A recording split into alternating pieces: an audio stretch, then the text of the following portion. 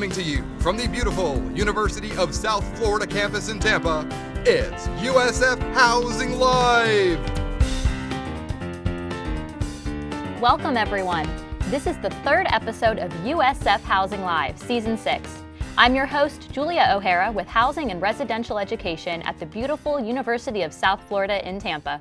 Housing and Residential Education is here to answer your questions as you prepare for college. If you're joining us live, type your questions in the comments and we will answer you in real time. Tonight's episode is all about USF families. Our first guest this evening is the Assistant Director for Parent and Family Engagement at USF, Tura Magley. Hi Tura, how are you this evening? Hi Julia, and hello students and families. I'm excited to join you. I'm doing great. Well, thank you for taking some time to chat with us and answer some questions. Are you ready to jump in? I am happy to. From my makeshift office to your home, I'm excited to be able to get engaged with everyone tonight. Perfect. All right, so let's start off by telling everyone a little bit about what you do at USF with your program. Sure. So again, my name is Tura Magley, and I work in parent and family engagement. And so I am a one-woman small but mighty team, and my role is really, I am so proud to be able to engage and connect with the support systems and family members of our USF students. And we know that throughout a student's life, oftentimes they have a support system and a family system potentially that have played a really major role, not only in their education and life. And so we know that continues at USF. The role will look a little bit different from maybe the K through 12 system, or even engaging from a different university perspective. But we really are that office that is here to connect, educate, and support and assist our families so that they can do the same for their students. Wonderful. And so why should families engage with your office? What are some of the benefits that they can find through your resources?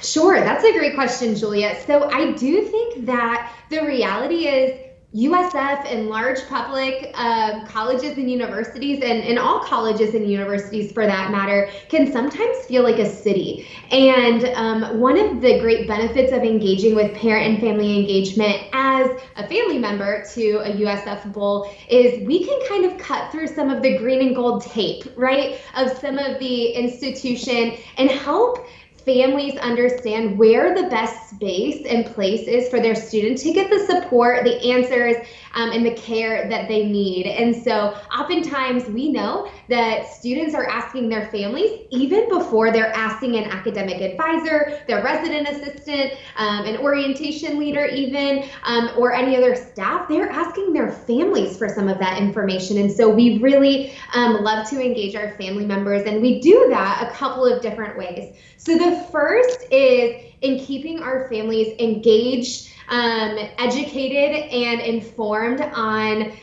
things that are going on at USF. And so the way that we provide that space for our families is through the Parent and Family Bulletin, which is our family newsletter and communication tool to share important information and updates from the university to our awesome family members. We also help connect family members to one another and to USF staff in our official USF Families Facebook group. Perhaps we have some family members joining in and streaming and listening to the streaming right now in our Facebook group. But if you're a family member and you are not a part of that space and you are on Facebook, we certainly encourage you to get connected there.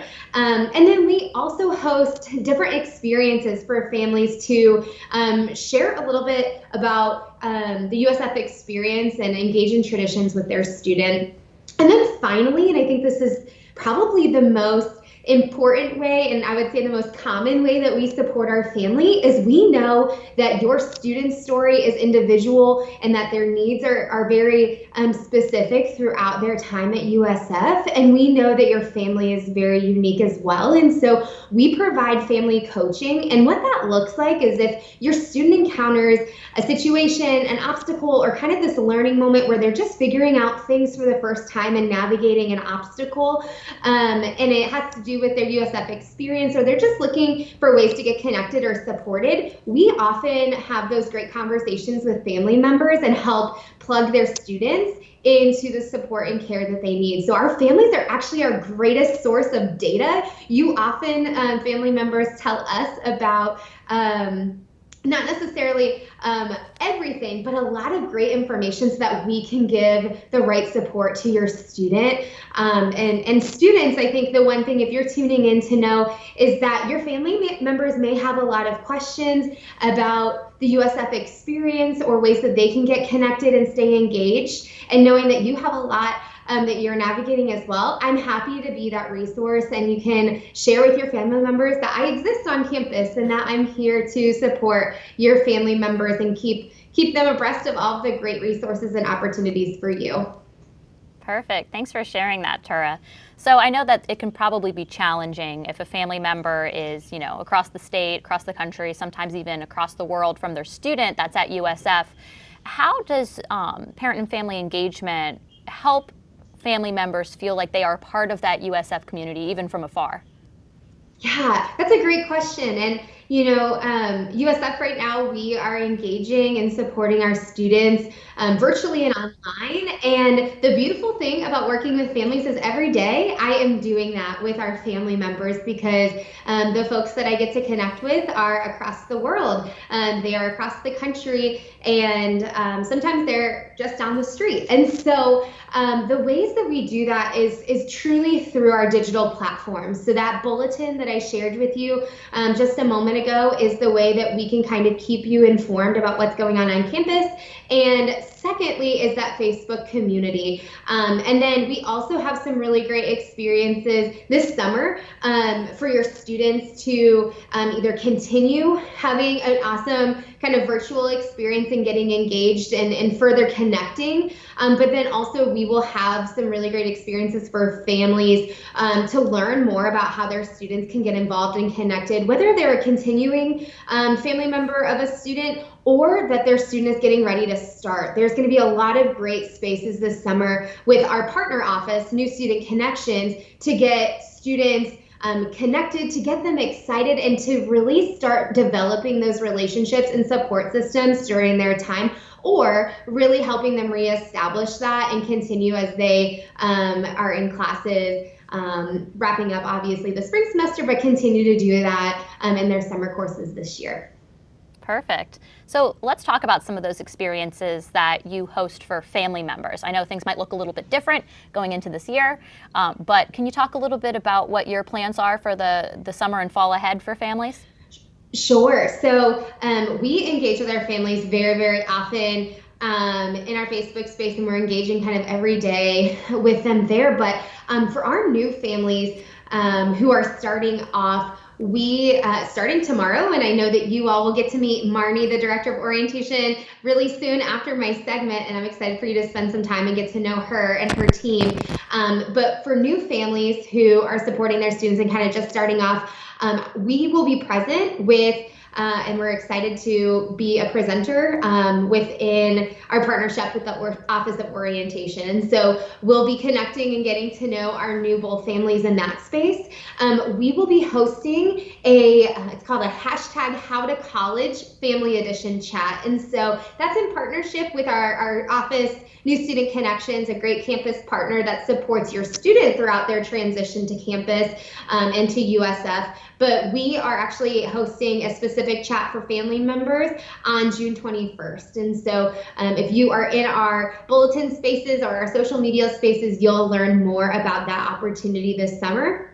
And then finally, we typically host a family and friends weekend. That is an exciting event that takes place in partnership at the same time as USF Homecoming. And the date is saved for October 9th through 11th this year. And so in partnership with USF Homecoming, and knowing that things are going to look a little bit different for all of us this year as we navigate this global pandemic and wanting to ensure the safety of our students, our families, and our entire community, we are getting unique and creative about ways that families can engage with their students, they can engage with campus, whatever that looks like. But we know that families really just want to create those memories. And oftentimes it's checking in midway through that fall semester to see truly how are things going. And so we are dedicated to providing that experience for our family members. And we'll have more details to share, we hope, in August as we get ready for this fall semester to start. Because we know that families like to make their plans in advance,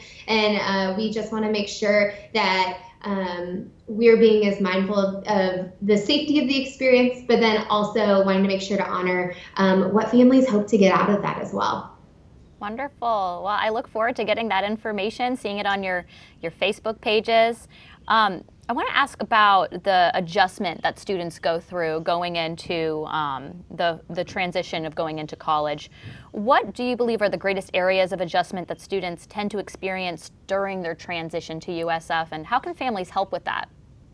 That's a great question, Julia. And if you're a family member and you're going to orientation, there'll be an entire session about this that we kind of share some of these areas that are key adjustments for students. I think that every student and every story is unique, right? So there is not a one-size-fits-all because students may have different anxieties or excitement areas throughout their experience. And we know that they're going to experience a sense of a new beginning and something they're really looking forward to. And then they're also going to be going through this letting go process and managing some of the differences in their new environment. So some of those key areas of adjustment include an academic adjustment, to know that students have different levels of expectations and relationships with their professors. Professors have a different role at a university than maybe their high school teacher did at their school. And so I think it's just kind of understanding that it's a new environment, and that especially if students are starting online and this summer, and there's going to be maybe this added adjustment of what does it look like to manage your time and block your schedule and make sure you're taking breaks during those times that you're in front of computer screens for a really long amount of time. Some of those unique adjustments that are going to come during this time if your students starting this summer. The second piece, and I think one of the most important aspects, is students, if you're tuning in, and family members, this is important too. This incoming class of student is the best and brightest we have ever seen at the University of South Florida, and we are so excited and proud of that. We can't wait to see how you add to the fabric of what our institution is and the amazing things that they are going to do here. But I do think that with how brilliant these students are, the pressure that they put on themselves is so great sometimes, and this expectation that they're perfect the very first time. And we know that they are learning a lot and figuring out how to manage their stress in that. And so the biggest thing is just kind of managing their mental health and taking care of themselves and having that personal responsibility of figuring out how to ask for help and taking action. That is the number one thing. When I'm coaching a family member, they say, hey, this is great information, and it's so amazing to know this resource exists, because there are endless resources for your student. But the number one skill to really have them focus and develop is asking for help, because essentially they're paying for it, or you all are paying for it, and this is a part of the experience, and there are people ready, willing, and excited to provide that education, that care, that support throughout their time. Wonderful. So we talked a little bit about how families can support their students in this transition.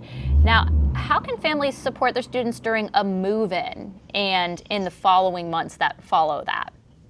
Yeah, so I think the biggest thing in all of this is recognizing that move-in and college and this season of life for all of us, right? Fully transparent. This is brand new, and it's not business as usual.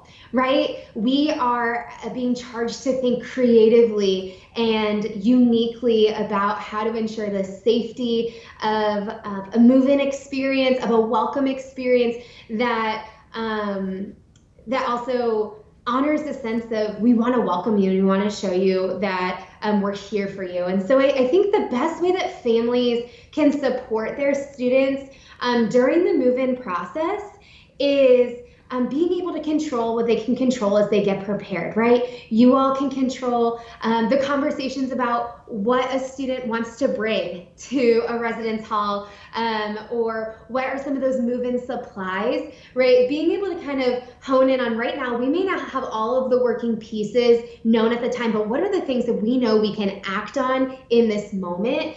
I think that's the first piece in the here and now. The second is to know where and how to stay informed. And parent and family engagement, our role is really to be that central connector to the subject matter experts. And housing and residential education, I'm so grateful to even be in this space with you all, but housing and residential education is the subject matter experts, and they're going to provide the expectations, the instructions, the guidance, and the support throughout that move-in experience to ensure that it's a great one for our students and our families. And I think the last thing that I would encourage is it's August, and whatever this process looks like, it's going to be hot. So bring some water, bring a hand cart, and I think the other piece is just be kind and patient with one another. And I think that's just the spirit of who we are as a community, and that's for our new families. That's what you're coming into, is a really great culture of not only students who care about one another and their well-being, but family members who really have that vested interest as well. And so those would be kind of my three key pieces of advice around the move-in process. Thank you, Tura. And yeah, we're hard at work planning a process internally that aligns with the university's recommendations, the CDC recommendations, ensuring that, we're following social distancing guidelines, and we'll have more information to share with our family and students later on in the summer as we develop those plans. Now, I do want to ask you a question from the audience before we go this evening. I'm sure you're hearing this question. We are as well in our department. We may not know the answer completely right now, but William is asking, will most, if not all, resources be available in the fall, given that students will be on campus?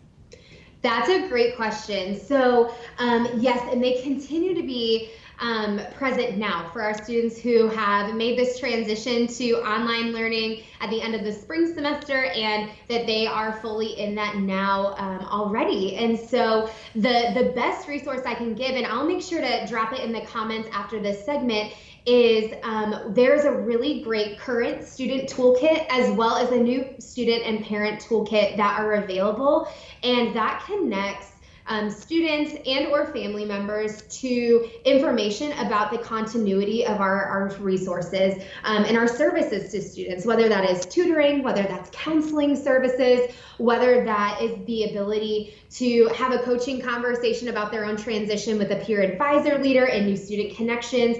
There is a lot of really great information about how they can access. I think that's the biggest thing that has changed, just in full transparency. That's what's changed is right now, it's not this face-to-face space in the summer, and we are all anxiously awaiting with families. I think that's the number one thing I want to share is that we're dedicated to that transparent process and sharing of information, and we are on the edge of our seats with you all as well.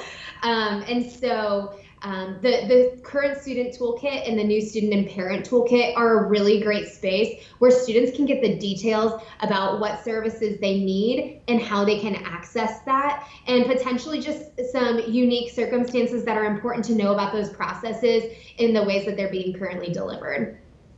Perfect. Thank you so much for sharing that, Tura. And thank you again for taking the time to chat with us this evening. You've shared a lot of great resources and information. Of course. Well, thanks for having me, and families, welcome. Students, we're excited to be here and care for support, and I look forward to the journey that we'll share together over your students' time here at USF. All right. Have a good night, Tura. Thank you.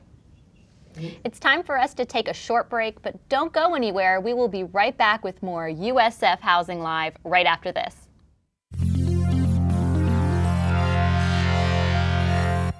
Hi, I'm Ethan, and this is Ethan on the Street. So I'm here with Carolina, Timmy Winthorpe, Christian, Logan, and Jordy. How's it going, Timmy? Are you having a good day? Yeah, how are you?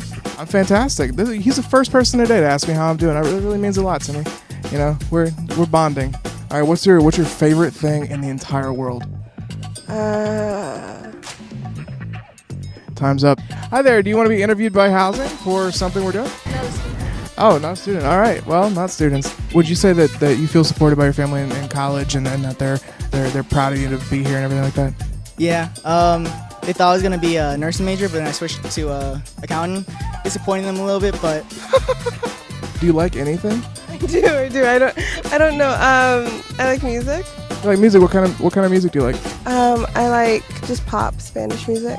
Cool. Pop Spanish. So pop and Spanish music, or pop like pop Spanish, or like pop/Spanish music? Pop and then like Spanish pop too. Gotcha. That's really cool. I did the same thing though.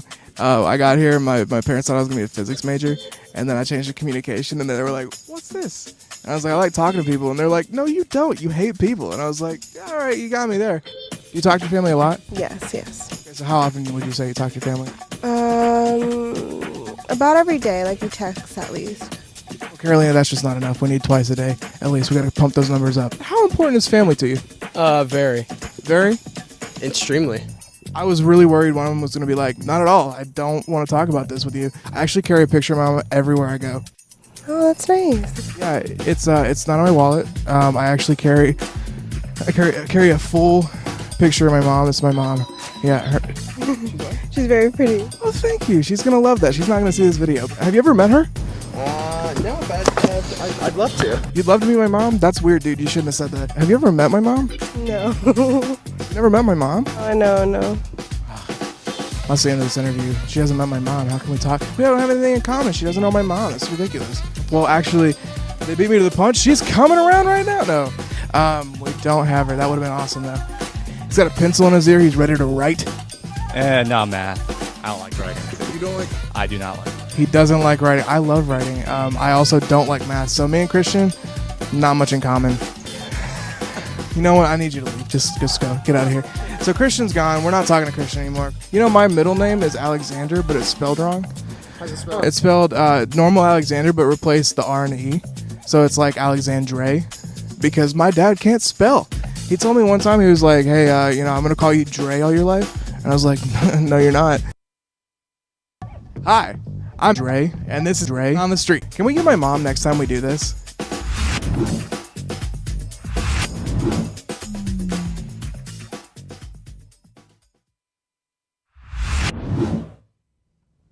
Welcome back. I'm Julia O'Hara, and if you're just now joining us, this is USF Housing Live, and we're here to help you prepare to live the Bulls life at USF. Ask us your questions in the comments, and we'll answer live on the show. Our second guest this evening is the Director for the Office of Orientation, Marnie Hauser. Hi, Marnie. How are you? Hi, Julia. I'm doing great. How are you tonight? I'm great, and thank you so much for taking the time to chat with us this evening about a big day tomorrow, right? We have a huge day tomorrow, huge and exciting day tomorrow, first day of our live session. So we're really, really excited to welcome our new class of students and our families. Right. Tonight's episode is all about USF families, so we're excited to learn a little bit more about what families and students can expect in these virtual orientation sessions, because I know things are a little bit different this year. So what should an incoming student and family member expect during their virtual orientation session?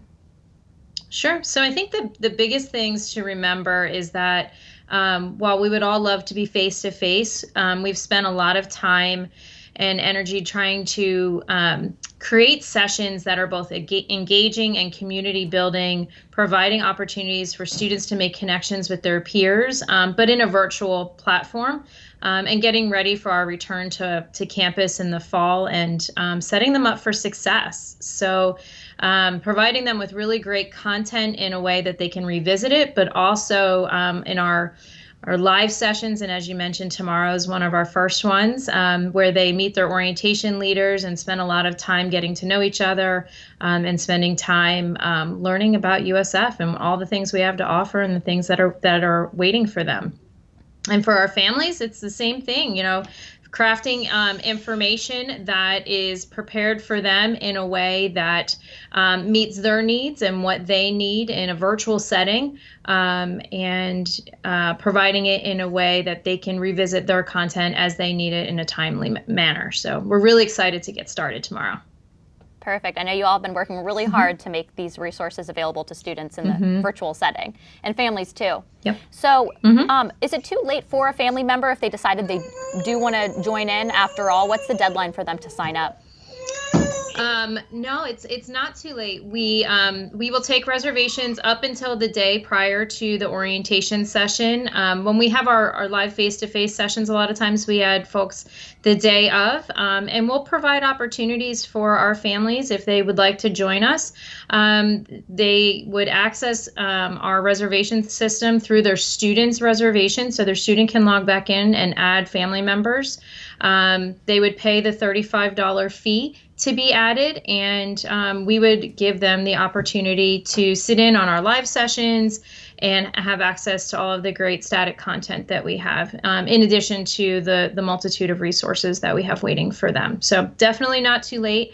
I encourage families, if they are interested in that additional support, to go ahead and to register as soon as they can, and that way we can make sure that they are all set and ready to go with the information and the emails and the access that they would need to participate.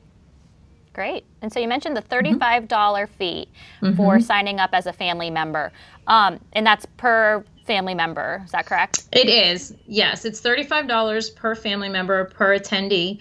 And that $35 not only provides access to the session content and the support, but it affords us the opportunity to provide the sessions on platforms that require a lot of behind the scenes legwork. So it's the administrative overhead costs that it covers, the staffing, so our orientation leaders and our professional staff covers all of the costs for that, our campaigns that go out, as well as our virtual settings and platforms that we use for our session facilitation. So it is $35 per person. And we really encourage families, even though, we know that our family members sometimes will sneak a peek over the shoulder of a student and will think that, I'll just get the information from the student. We really encourage them to go ahead and pay that fee and register themselves so they can have access and ask the questions in a way, again, that would make sense for them. And while we want the students to provide that information, we know that there's nothing like getting that information firsthand yourself. Absolutely. And we have a question from the audience from Julie. Julie is asking, is there any specific thing that the parent has to do to complete prior to the orientation? So is there anything specifically that they need to do ahead of time? The orientation, nope, just making that reservation and providing the access would be provided to them once they make that reservation. They would need to download Microsoft Teams to have access to our live session. So we do recommend that they do that ahead of time. But in terms of requirements for our families, this is all optional for them, right? Even though they've made that reservation and want to have access, it's all optional. And so we're not checking attendance or anything like that for them. So not like we do for the students in terms of tracking. For our asynchronous platforms, they're through a system called Canvas Catalog. And so some of our families and students may be knowledgeable about Canvas from the work that their students have done in the K-12 setting. So again, just good, reliable internet and access to technology is what we require to access our sessions. And there's no need for like a webcam or a microphone for our family members. We do recommend that for students though, so they can be active participants in their sessions. But for the families, we don't require that of them. Perfect. So what value would a USF family member receive during the virtual orientation? So from both the asynchronous or static content, again, it's access to resources and information throughout their onboarding experience. So that's from the time that they make that reservation all the way through the start of the semester. And so they can go back and access that content when they're ready for it. In terms of our live synchronous sessions through Microsoft Teams, again, it's that opportunity to attend our live events hear from our facilitators, folks even from your office and University Housing, and thinking about the content that our families might need to support their students as they move onto campus or they access their meal plans, utilize financial aid, safety and community responsibility. So all sorts of content.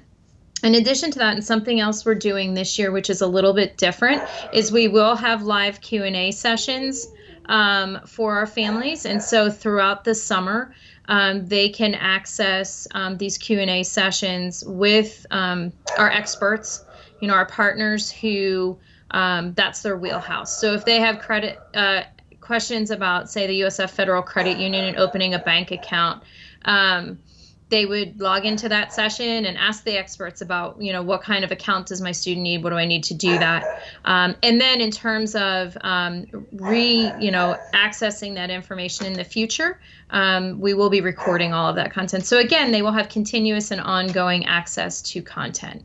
I apologize. My dog is barking in the background. I think he wants in on the conversation. Yeah, bring here. him on.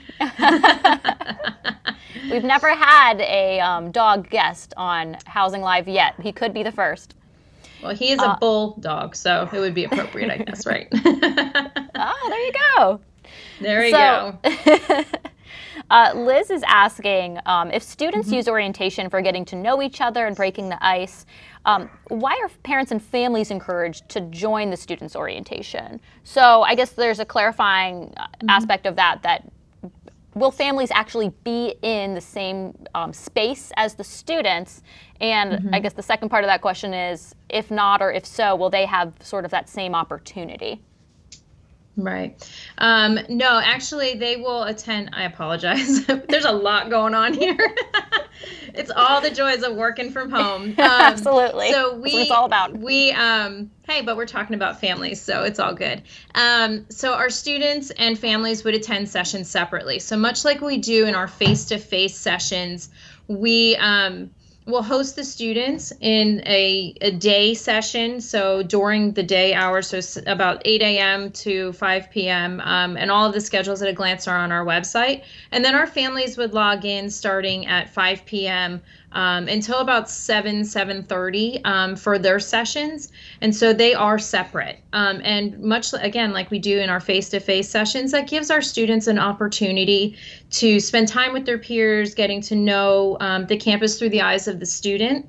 And again, the freedom and ability to ask the questions to their peers in a way that makes sense for them. And then on the other side of that, for our family members as well, to be able to do that in their own regard. So I know there was a little confusion, and I saw some posts on social media about that in terms of what family members can expect. But all of our schedules at a glance are on our website. They are also accessible through our app, which is the Go Bulls Guides, which is available through the App Store as well as Google Play. And then also the actual guide for orientation is called #My Orientation Guide. And so all of our schedules and all of that information that I just went over is in there, as well as our website. So I would recommend anybody who's thinking about participating in orientation from the family side to go ahead online and take a look at that, because it does give a full breakdown of what our sessions encompass, right down to what our Q&A sessions will be too. Perfect. So Yeah. what is the URL to your the orientation website for those that are watching? Sure. It's usf.edu/orientation, and there's a tab on there specific to summer 2020.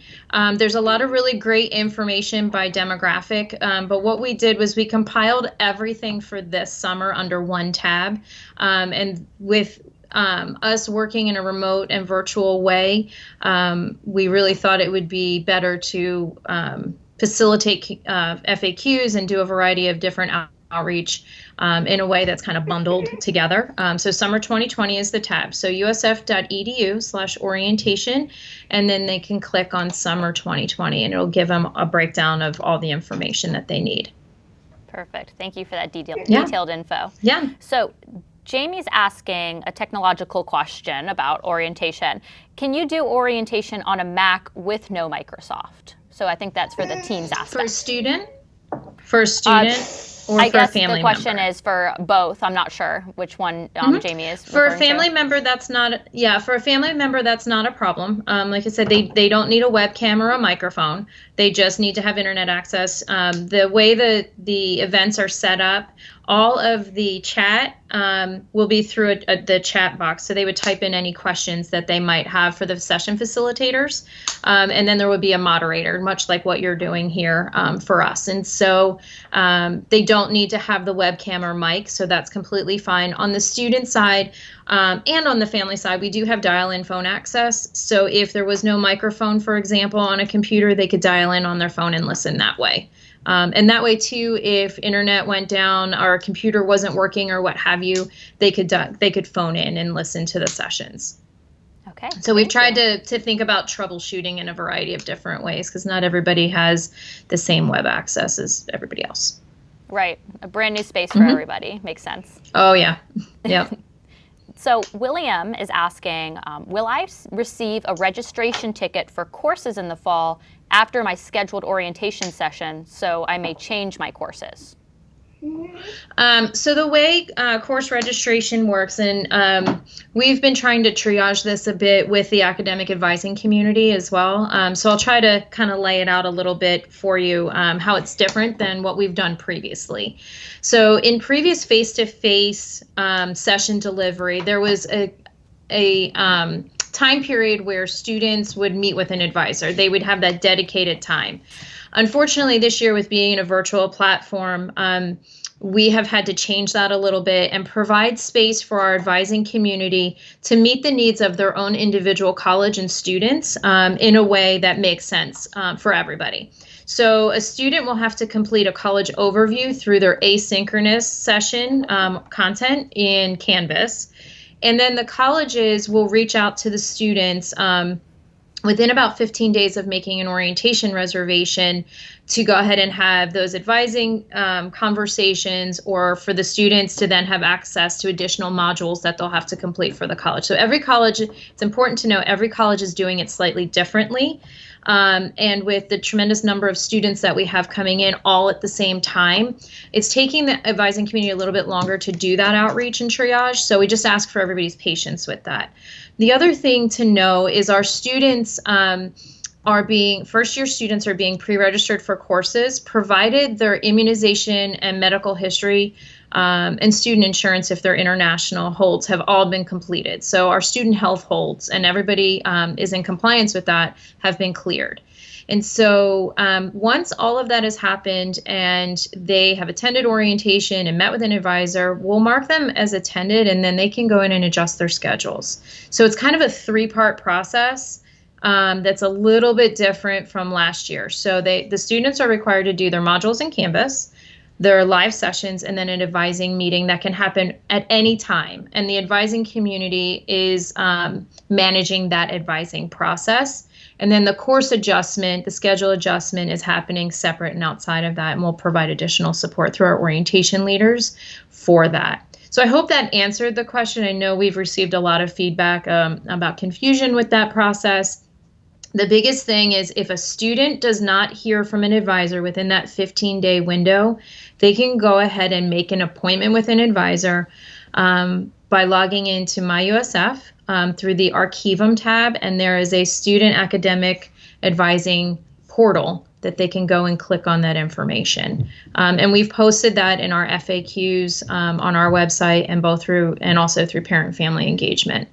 So if anybody has questions about that, they can certainly log into those spaces. All else fails, contact our office and we'll get you in touch with somebody and help to triage that. Perfect. That's really helpful information. I'm sure that's helpful for William. I do have another question from a viewer, Lynn, asking if orientation groups are done by major. They are not. They are actually done randomly. So an engineering student could be on a team with a business major. And we do that so the students can have access to other students beyond just their major in college.